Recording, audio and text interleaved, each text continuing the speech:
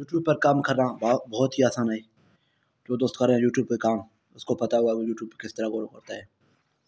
लेकिन हम फर्स्ट भी जो है ना, खुद भी जो है ना, अभी जो है नए बंदे हैं, अभी यूट्यूब पे अकाउंट बनाया, तो आहिस्ता-आहिस्ता सीख रहे हैं। लेकिन क्योंकि हमारा पहला जो चैनल था वो हो गया था बंद, डिलीट हो गया था, तो उसका कुछ मसला की वजह से, तो अभी नया चैनल बनाया, जो ना अभी इस पे जो है ना यूट्यूब के हवाले से आप दोस्तों के लिए काम कर रहे हैं।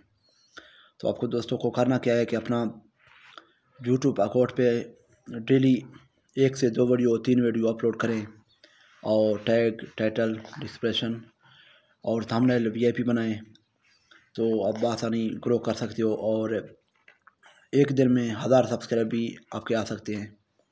और जो है ना, अगर आपका सर यूट्यूब चैनल नया है, वही सबसे पर 0 से स्टार्ट कर रहे हो, तो पहले जो है ना 100 व्यूज़, 10-5 सब्सक्राइबर, इस तरह जो है करते करते करते फिर दिन में जो है ना कि 200 व्यूज़, 300, 500 व्यूज़ तक आ जाएंगे।